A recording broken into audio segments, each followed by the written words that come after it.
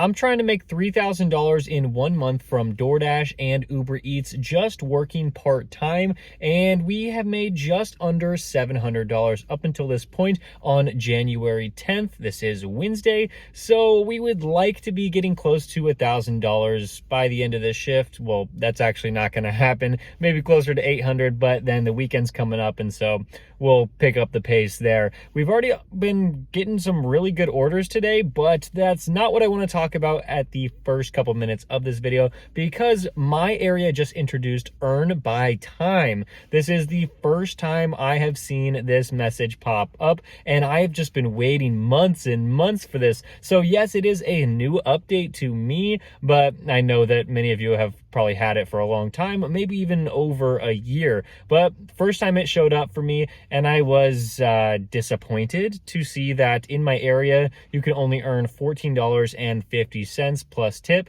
Remember, that's $14.50 per active hour, and so when you're not on a delivery, you are not going to be making anything, just like it normally is on like Earn by Offer. I think that's what they're calling it now. And so, like, yes, you can make $14.50 an hour, but realistically, you're not going to be delivering for that whole time, and maybe I would only be delivering for like 30 minutes of that.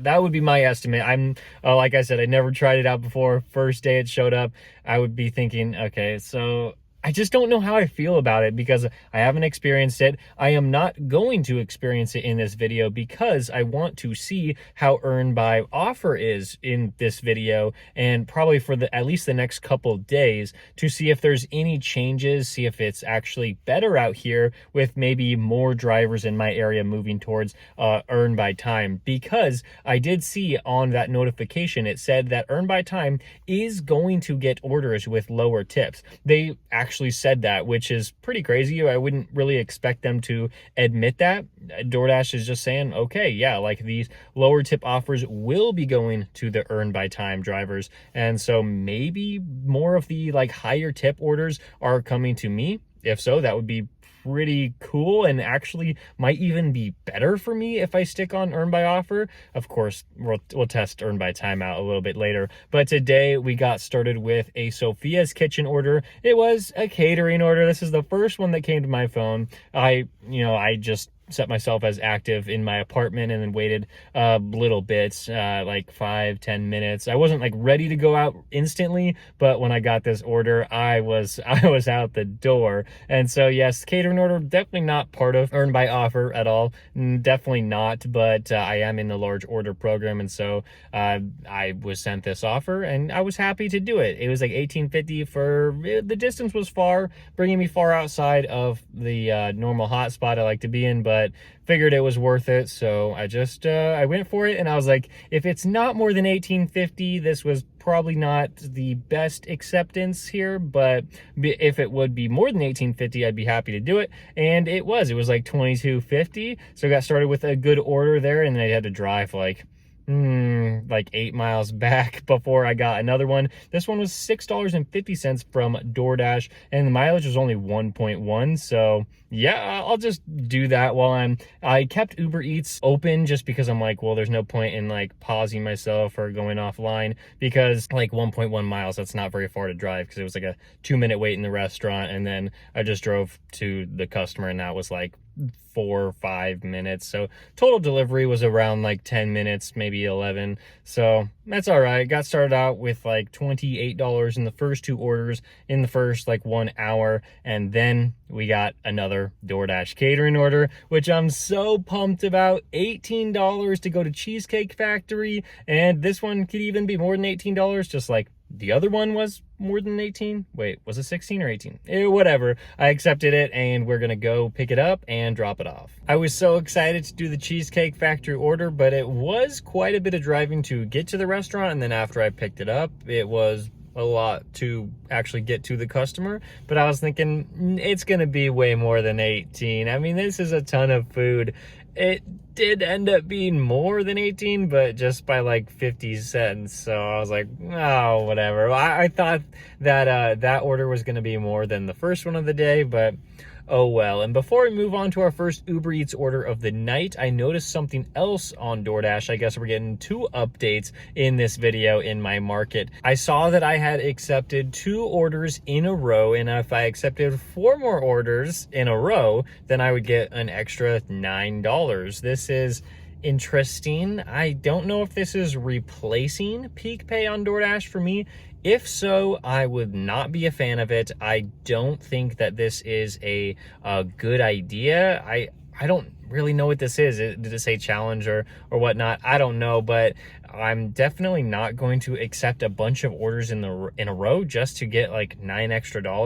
I mean, if it was like accept 2 in a row and get like an extra $3, then okay, maybe there's something to that. I don't know, but there's no way I'm accepting 6 in a row, because I know that half of them, or more than half of them, would just be awful, especially with my acceptance rate. I guess maybe if I had my acceptance rate already above like 50 or 70%, I would be a part of the program where like I would get better higher paying orders, right? Higher paying orders if I had a higher acceptance rate. And this just didn't, like, yeah, with my like 5 to 10% acceptance rate, this is not something I'm interested in. So I guess we got 2 updates, that one, and of course the big one with Earn by Time that we will experiment with later on in this challenge probably. So yeah, all that DoorDash stuff, and then we moved on to a Chick-fil-A order for Uber Eats. This one was $12, and I got it right as I was dropping off that Cheesecake Factory order, so very happy to pick this one up. It was like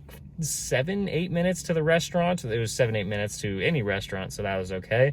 And then easy pick up and then drop off right in the middle of some busy restaurants, so very, very good. And I was deciding between 2 orders. I had a Cheesecake Factory order. It was a catering one for DoorDash. It was going like 10 miles, and it wasn't going to a good area at all. In fact, it was going all the way outside of my DoorDash zone. And we had an Uber order for 5 guys for $13, and this one was, like 2 miles. So which one did I pick? Well, let me know which ones you guys would have picked, but I went with the 5 guys order, and this one was, it was okay. I think we made the right decision, because I don't know if we would have got more than the $20 for that Cheesecake Factory. So I just went with that one, and it actually ended up being around like $15 when I dropped it off, but it was like a 5-minute wait in the restaurant, 5 to 7 minutes, and then it was actually very easy to come back to the hotspot where I picked up an $8 order for DoorDash. This one was to a Thai place. They made me wait like 5 minutes on this one. So after those 2 orders, the 5 guys order and the Thai food order, that came out to like $22. So I think it was worth it to take that, because it probably would have done those 2 orders in the same time it took me to do 1 Cheesecake Factory order for $20 and then come all the way back to the hotspot. After that DoorDash order, I knew that I wanted to get something that brought me a little bit closer to where I wanted to be for the rest of the night, because it was getting to that time, about almost 8 p.m. now, where it's like, okay, there's not going to be a whole lot of anything going on. And we actually got a pretty decent one. It was $8.50 for just about 3 miles. This was in an area that I don't necessarily love, because the parking isn't always that great here, but I guess at Wednesday night there was at least one spot that was available for me, and so I took it, and the order was already sitting there right on the shelf, which is something that doesn't really happen that often either. So cool, yeah, let's do it. And I dropped it off at a hotel. Was supposed to go to the 2nd floor, at least that's what the customer left in the instructions, but she was already waiting for me in the lobby, so even better. And as we calculate everything up from today in just this short 3.5-hour shift for dinner, on Uber we did 2 orders for about like $25 there, and then on DoorDash almost $65, coming out to around it was like 93 for 3.5 hours. So yeah, pretty decent, not anything crazy, but a lot better than I was expecting, actually, because a lot of these shifts during this series have been kind of rough. So we're sitting at around just under $800 now, and we're on January 12th. wait, no, not 12th. That's the next video coming out January 12th. This one is January 10th. And so hopefully January 12th is a very, very good day